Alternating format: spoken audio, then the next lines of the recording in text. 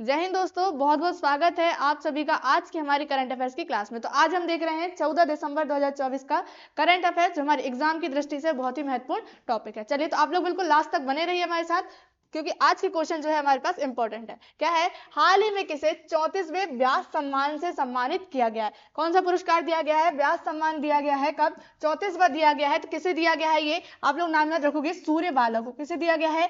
34वां व्यास सम्मान जो है किसे दिया गया है? सूर्यबाला को दिया गया है। ये आप लोग याद रखोगे। ये जो व्यास सम्मान है किस क्षेत्र में दिया जाता है? ये साहित्य के क्षेत्र में दिया जाता है। किस क्षेत्र में? ये साहित्य के क्षेत्र में दिए जाने वाला पुरस्कार है क्या? व्यास सम्मान। तो ये आप लोग याद रखोगे। और जो 33वां दिया गया था, आप लोग ये भी याद रखिए, 33वां व्यास सम्मान जो दिया गया था वो किसे दिया गया था? पुष्पा भारती को। किसे दिया गया था? 33वां पुष्पा भारती को ये पुरस्कार दिया गया था। इनकी आप लोग रचना भी याद रखिए। पुष्पा भारती की रचना क्या थी जिनके लिए पुरस्कार व्यास सम्मान इन्हें दिया गया था? यादें, यादें, यादें और यादें, यादें, यादें और ये यादें, इनका क्या था? ये रचना थी। इसके लिए इन्हें व्यास सम्मान दिया गया था। किसे? पुष्पा भारती को ये पुरस्कार दिया गया था। आप लोग यहाँ पे जो सूर्यबाला को जो पुरस्कार दिया गया 34वां व्यास सम्मान, इनकी रचना भी आप लोग याद रखिए। इनका ये उपन्यास था। क्या था? ये उपन्यास था सूर्यबाला का। आप लोग इसका जो उपन्यास है उसका नाम भी याद रखोगे। उनका उपन्यास क्या था? कौन देश का वासी, कौन देश का वासी, कौन देश का वासी, वेणु की डायरी, वेणु की डायरी जो है आप लोग याद रखोगे। ये क्या है? इनका उपन्यास है, इसका नाम आप लोग याद रखोगे। कौन देश को वासी, कौन देश को वासी, वेणु की डायरी, ये क्या है? इनका उपन्यास है। किसका? सूर्यबाला का, जिनके लिए इसे व्यास सम्मान दिया गया। किसे? सूर्यबाला को व्यास सम्मान दिया 34वां। आप लोग याद रखोगे। 33वां किसे दिया गया है? पुष्पा भारती को। किस रचना के लिए? यादें, यादें और यादें के लिए। अब इसकी थोड़ी सी हम शुरुआत की बात कर लेते हैं। व्यास सम्मान की शुरुआत की बात। व्यास सम्मान की जो शुरुआत हुई वो कब हुई? व्यास सम्मान की क्या शुरुआत जो है ये कब हुई थी? तो ये हुई थी 1991 को। कब हुई थी? 1991 को हुई थी। और ये किसके द्वारा दी जाते हैं? ये व्यास सम्मान जो है के बिड़ला फाउंडेशन के द्वारा। किसके द्वारा? के बिड़ला फाउंडेशन के द्वारा ये पुरस्कार दिया जाता है। तो ये आप लोग याद रखोगे, इंपॉर्टेंट है क्वेश्चन। व्यास सम्मान, सम्मान से क्वेश्चन एग्जाम में आ ही जाते हैं। तो आप लोग ये याद रखोगे किसे दिया गया 34वां? सूर्यबाला को। चलिए आगे बढ़ते हैं। अगला क्वेश्चन, हाल ही में किसने अपनी पुस्तक दलाई लामा की खुशी का रहस्य, कौन सी पुस्तक? ये पुस्तक का नाम है, आप लोग याद रखोगे, दलाई लामा की खुशी का रहस्य का विमोचन किया है। ये किसने किया है? डॉक्टर दिनेश सहारा। क्या नाम है उनका? डॉक्टर दिनेश सहारा ने अभी अपनी पुस्तक दलाई लामा की खुशी का रहस्य, इसका भी विमोचन किया है। चलिए आगे बढ़ते हैं। अगला क्वेश्चन है हमारे पास, हाल ही में गुजरात जायंट्स ने किसे अपना गेंदबाजी कोच नियुक्त किया है? किसने? गुजरात जायंट्स ने अपना जो कोच नियुक्त किया है गेंदबाजी के लिए, वो किसे? प्रवीण तांबे को। किसे? प्रवीण तांबे को गुजरात जायंट्स ने अपना कोच नियुक्त किया है। किसमें? गेंदबाजी का कोच यहाँ पर नियुक्त किया है। चलिए आगे बढ़ते हैं। अगला क्वेश्चन है हमारे पास, हाल ही में चर्चा में रहा गुरुवायूर मंदिर, कौन सा मंदिर? गुरुवायूर मंदिर किस राज्य में स्थित है? कौन सा मंदिर? इंपॉर्टेंट है। गुरुवायूर मंदिर किस राज्य में स्थित है? तो ये किस राज्य में है? केरल राज्य में। कहां पर? केरल राज्य में जो है ये मंदिर स्थित है। कौन सा? गुरुवायूर मंदिर। आप लोग ये याद रखोगे। इसे क्या कहा जाता है? धरती का वैकुंठ। क्या कहा जाता है इस मंदिर को? धरती का वैकुंठ जो है कहा जाता है। आप लोग ये याद रखोगे। धरती का क्या कहा जाता है? वैकुंठ। किस मंदिर को? गुरुवायूर मंदिर। ये कहाँ आता है? केरल राज्य में आता है। तो आप लोग ये इंपॉर्टेंट है, याद रखिए, धरती का वैकुंठ कहा जाता है इस मंदिर को। चलिए आगे अगला क्वेश्चन, हाल ही में सबसे युवा शतरंज विश्व चैंपियन कौन बने हैं? सबसे युवा शतरंज के विश्व चैंपियन जो बने हैं उनका नाम आप लोग याद रखोगे। क्या नाम है? डी गुकेश। क्या नाम है उनका? डी गुकेश जो है विश्व चैंपियन बन गए। ये कहाँ से हैं? ये हमारे भारत से। भारत से क्या बन गए हैं? ये शतरंज के विश्व चैंपियन यहाँ पर बन चुके हैं, सबसे युवा। तो ये कितने वर्ष में? ये 18 वर्ष की उम्र में ये विश्व चैंपियन बन चुके हैं। कितने वर्ष की उम्र में? 18 वर्ष की उम्र में ये बनने वाले क्या है? विश्व चैंपियन। तो ये भारत के दूसरे हैं। भारत के ये क्या है? भारत के सेकेंड व्यक्ति, हम कहें भारत के दूसरे व्यक्ति, भारत के दूसरे व्यक्ति। अब पहले व्यक्ति कौन थे? तो पहले व्यक्ति का नाम भी आप लोग याद रखिए, वो कौन थे? विश्वनाथ आनंद। क्या नाम है उनका? विश्वनाथ आनंद। विश्वनाथ आनंद। क्या इन्हें हॉकी के जादूगर भी कहा जाता है? एक हॉकी के जो जादूगर है वो कौन है? मेजर ध्यानचंद। ये भी आप लोग याद रखोगे। विश्वनाथ आनंद क्या है? पहले भारतीय जिसे विश्व शतरंज बने थे। कौन? पहले भारतीय कौन है? विश्वनाथ आनंद। आप लोग ये याद रखोगे। दूसरे कौन है? डी गुकेश, जो क्या बन गए हैं? सबसे युवा शतरंज विश्व चैंपियन अभी बन चुके हैं। चलिए आगे बढ़ते हैं। अगला क्वेश्चन है हमारे पास, हाल ही में 10वीं विश्व आयुर्वेद कांग्रेस और आरोग्य एक्सपो 2024 कहाँ आयोजित किया गया है? तो कौन सा 10वें नंबर का आप लोग याद रखोगे, कौन सा संस्करण रहा है? ये 10वां संस्करण रहा है विश्व आयुर्वेद कांग्रेस और आरोग्य एक्सपो 2024। ये कहाँ आयोजित हुआ है? ये हुआ है देहरादून। कहाँ पर? देहरादून उत्तराखंड। देहरादून कहाँ आता है? उत्तराखंड में आता है। तो ये कहाँ आयोजित हुआ है? उत्तराखंड के देहरादून में विश्व आयुर्वेद कांग्रेस और आरोग्य एक्सपो 2024। तो इसकी जो शुरुआत हम कहा उद्घाटन किया, वो किसके द्वारा किया गया उद्घाटन? यहाँ के जो सीएम है, कहाँ के? उत्तराखंड के सीएम पुष्कर सिंह धामी के द्वारा। पुष्कर सिंह धामी ने क्या किया है? इसका उद्घाटन। आप लोग ये याद रखोगे, पुष्कर सिंह धामी कहाँ के? उत्तराखंड के सीएम के द्वारा ये क्या किया गया? उद्घाटन किया गया है विश्व आयुर्वेद कांग्रेस और आरोग्य एक्सपो का। कहाँ? देहरादून में। ये आप लोग याद रखोगे। इसकी जो थीम थी आप लोग याद रखिए, थीम, इसकी जो थीम रखी गई है अभी 2024 में, कौन सा संस्करण हुआ? ये 10वां हुआ है 2024 में, आप लोग ये याद रखोगे। तो थीम क्या रखी गई है? डिजिटल स्वास्थ्य। क्या रखा गया है? डिजिटल स्वास्थ्य इसकी जो है थीम रखी गई है। डिजिटल स्वास्थ्य या डिजिटल हेल्थ इसकी क्या है? थीम है 2024 की। चलिए, कहाँ हुआ इसका उद्घाटन? ये हुआ है उत्तराखंड के देहरादून में। किसने किया? पुष्कर सिंह धामी ने। हाल ही में पहला भारत समुद्री विरासत सम्मेलन 2024 कहाँ हुआ? भारत समुद्री विरासत सम्मेलन जो हुआ, ये कहाँ हुआ है? ये हुआ है नई दिल्ली में। कहाँ हुआ? नई दिल्ली में पहला हुआ है। कौन सा? पहले नंबर का हुआ है भारत समुद्री विरासत सम्मेलन। ये आप लोग याद रखोगे। ये डेट भी याद रखिए आप लोग, 11 से 12 दिसंबर। 11 से 12 दिसंबर को ये कार्यक्रम हुआ है। भारत समुद्री विरासत सम्मेलन कहाँ हुआ? नई दिल्ली में। ये पहला सम्मेलन है, आप लोग याद रखोगे। चलिए आगे बढ़ते हैं। क्या हमारे पास हाल ही में टाइम पत्रिका ने किसे पर्सन ऑफ द ईयर चुना है? टाइम पत्रिका ने किसे? टाइम पत्रिका ने किसे पर्सन ऑफ द ईयर चुना है? तो किसे चुना है? डोनाल्ड ट्रंप को। किसे चुना है? 2024 में डोनाल्ड ट्रंप को टाइम पत्रिका ने, किसने? टाइम पत्रिका ने अपना person of the year, person of the year चुना है। तो किसे चुना है? डोनाल्ड ट्रंप ने। डोनाल्ड ट्रंप ने ये जो अवार्ड है ये दूसरी बार दिया। कौन सी बार? दूसरी बार। जब ये 2016 से 2020 में क्या थे? 2016 से 2020 तक अमेरिका के राष्ट्रपति थे, तब इन्हें ये पुरस्कार दिया गया था। अमेरिका के जब ये क्या थे? राष्ट्रपति थे, तब इन्हें ये पहली बार पुरस्कार दिया गया था। और अभी 2024 में दिया गया है सेकेंड टाइम। 2024 में ये सेकेंड बार इन्हें पुरस्कार दिया गया है। आप लोग ये याद रखोगे। कौन सा? Person of the year time पत्रिका ने दिया। किसने? टाइम पत्रिका के द्वारा ये दिया जाता है पर्सन ऑफ द ईयर। तो इस साल किसे मिला है? डोनाल्ड ट्रंप को मिला है। ये इन्हें सेकेंड बार मिला है। जब ये 2016 से 2020 में क्या थे? अमेरिका के राष्ट्रपति थे, उस बीच इन्हें क्या दिया गया था? ये पुरस्कार दिया गया था पर्सन ऑफ द ईयर। इन्हें ये क्या मिला है? सेकेंड टाइम मिला है। आप लोग ये याद रखोगे। चलिए, अभी डोनाल्ड ट्रंप जो है अमेरिका के राष्ट्रपति यहाँ पर चयनित हो चुके हैं, और ये जो शपथ लेंगे आप लोग याद रखेंगे, अमेरिका राष्ट्रपति के रूप में जो शपथ लेंगे वो शपथ कब लेंगे? जनवरी में। कब लेंगे? जनवरी में ये लेंगे। जनवरी 20 जनवरी, आप लोग डेट भी याद रखिए, 20 जनवरी 2025 को ये क्या लेंगे? शपथ लेंगे। अभी जो वर्तमान में वहां पर कार्यवाहक राष्ट्रपति के रूप में है वो कौन है? जो बाइडेन है। आप लोग नाम याद रखो। चलिए आगे बढ़ते हैं। हाल ही में क्रिकेट के सभी प्रारूप में 100 विकेट लेने वाले सबसे युवा खिलाड़ी कौन बन गए? क्रिकेट के सभी प्रारूप में या सभी फील्ड हम कहे 100 विकेट लेने वाले सबसे युवा खिलाड़ी बन गए हैं, तो वो कौन बने हैं? शाहीन शाह अफरीदी। शाहीन शाह अफरीदी क्या बन गए हैं? सभी प्रारूप में 100 विकेट लेने वाले सबसे युवा खिलाड़ी जो है बन चुके हैं। तो ये सबसे युवा कितने वर्ष के हैं? 26 वर्ष के खिलाड़ी। आप लोग ये याद रखो। कितने वर्ष के? 26 वर्ष के। ये कहाँ से है? ये है पाकिस्तान के खिलाड़ी। कहाँ के हैं ये? पाकिस्तान के खिलाड़ी है शाहीन शाह अफरीदी। आप लोग ये याद रखो। कौन से?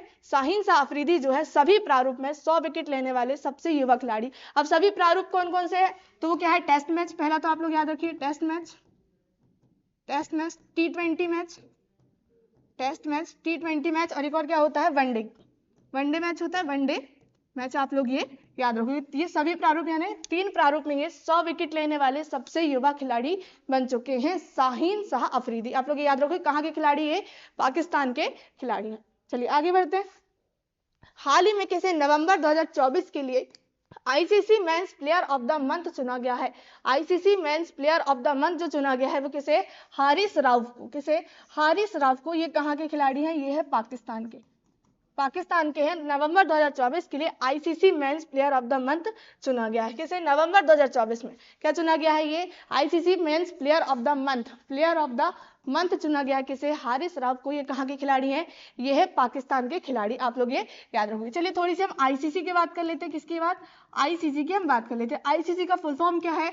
International international cricket council. International cricket council क्या है इसका फुल फॉर्म आप लोग याद रखोगे, आईसीसी, इंटरनेशनल क्रिकेट काउंसिल, अंतरराष्ट्रीय क्रिकेट परिषद। चलिए इसकी स्थापना की बात करते हैं तो इसकी स्थापना कब हुई? 1909। इसकी स्थापना 1909 को हुई और इसका जो भी मुख्यालय हेडक्वार्टर है आप लोग याद रखेंगे, वर्तमान में कहाँ पर है? दुबई में। कहाँ पर है? दुबई में है इसका हेडक्वार्टर आईसीसी का। इसके जो चेयरमैन है आप लोग ये भी याद रखिए, आईसीसी के चेयरमैन, आईसीसी के चेयरमैन कौन है? जय शाह। कौन है? जय शाह। जो हमारे गृह मंत्री है अमित शाह, इनके ये बेटे। कौन? जय शाह। ये क्या है अभी वर्तमान में? आईसीसी के चेयरमैन। आईसीसी का full form international cricket council. इसकी स्थापना 1909, हेडक्वार्टर दुबई में है। चेयरमैन कौन है अभी वर्तमान में? जय शाह है। तो अभी प्लेयर ऑफ द मंथ नवंबर के लिए जो चुना गया है वो कौन? हारिस राउफ को चुना गया। ये पाकिस्तान के खिलाड़ी है। चलिए इतनी बात आप लोग याद रखोगे। आगे क्वेश्चन अपना, 2025 में खेलो इंडिया विंटर गेम्स कहाँ होंगे? 2025 में खेलो इंडिया विंटर गेम्स कहाँ होंगे? तो ये कहाँ होंगे दोस्तों? ये होंगे लेह में, सॉरी कहाँ पर? ये लेह में होंगे। और कहाँ होंगे? गुलमर्ग। लद्दाख की राजधानी क्या? लेह। और गुलमर्ग कहाँ आता है? तो आप लोग ये भी याद रखिए, ये कहाँ आता है? जम्मू कश्मीर में। कहाँ आता है? जम्मू एंड कश्मीर में ये गुलमर्ग आता है। तो ये दो स्थान में होगा, एक कहाँ होगा? लेह में होगा, लद्दाख की राजधानी लेह, जम्मू कश्मीर के कहाँ? गुलमर्ग में। तो हमारा आंसर क्या आ जाएगा यहाँ पर? ए और बी दोनों हो जाएगा। तो 2025 में खेलो इंडिया विंटर गेम्स होगा, ये कहाँ होगा? जम्मू कश्मीर और लद्दाख जो है दोनों जगह होगा। चलिए आगे बढ़ते हैं। एक चीज और आप लोग याद रखिए, ये जो खेलो इंडिया विंटर गेम्स होते हैं, कौन सा? खेलो इंडिया विंटर गेम्स, ये किसके द्वारा आयोजित होते हैं? खेलो इंडिया विंटर गेम्स ये होते हैं खेल मंत्रालय के द्वारा। खेलो इंडिया विंटर गेम्स का जो आयोजन करता है वो कौन करता है? खेल मंत्रालय। कौन करता है? खेल मंत्रालय इसका आयोजन करता है। आयोजन कौन करता है? खेल मंत्रालय। और वर्तमान में जो खेल मंत्री है वो भी आप लोग याद रखिए, वो कौन है? मनसुख मंडाविया। मनसुख मंडाविया ये क्या है वर्तमान में? खेल मंत्री। क्या है? खेल मंत्री है मनसुख मंडाविया। खेल मंत्रालय के द्वारा ये इस गेम का जो है आयोजन होता है। तो 2025 में कहाँ होगा? जम्मू कश्मीर और लद्दाख में। चलिए आगे बढ़ते हैं। हाल ही में $400 बिलियन की नेटवर्थ वाले दुनिया के पहले व्यक्ति कौन बन गए? $400 बिलियन। $400 बिलियन कम नहीं होता दोस्तों। इसके नेटवर्थ वाले दुनिया के पहले व्यक्ति जो बन गए हैं वो कौन बन गए हैं? Elon Musk. कौन बन गए हैं? एलोन मस्क जो है $400 बिलियन की नेटवर्थ में आने वाले दुनिया के पहले व्यक्ति बन चुके हैं। एलोन मस्क कौन है दोस्तों? ट्विटर के संस्थापक। ट्विटर के क्या है? ये संस्थापक है। आप लोग ये याद रखोगे। भारत के सॉरी पूरे विश्व के सबसे अमीर व्यक्ति आप लोग ये याद रखोगे। कौन? एलोन मस्क ट्विटर के क्या है? ये संस्थापक। कई बार पूछ लिया जाता है ट्विटर के संस्थापक कौन है, तो कौन है? Elon Musk. चलिए आगे बढ़ते हैं। हाल ही में वर्ष 2024 के नोबेल पुरस्कार विजेताओं को कहाँ सम्मानित किया गया है? नोबेल पुरस्कार विजेताओं को कहाँ सम्मानित किया गया है? ये कहाँ पर? हर साल किया जाता है स्टॉकहोम में। कहाँ पर? स्टॉकहोम में ये सम्मानित किया जाता है। डेट बिल्कुल आप लोग याद रखोगे। तो नोबेल पुरस्कार जो वितरित किया जाता है कब किया जाता है? 10 दिसंबर को। प्रतिवर्ष कब किया जाता है? 10 दिसंबर को ये पुरस्कार जो है सम्मानित यहाँ पर दिया जाता है। कहाँ? स्टॉकहोम में, स्वीडन में। कहाँ पर? स्वीडन में आता है क्या? स्टॉकहोम। तो आप लोग ये याद रखोगे कहाँ दिया जाता है? स्टॉकहोम में दिया जाता है। प्रतिवर्ष दिया जाता है 10 दिसंबर को। हम थोड़ी सी यहाँ पे नोबेल पुरस्कार की बात करते हैं। किसकी?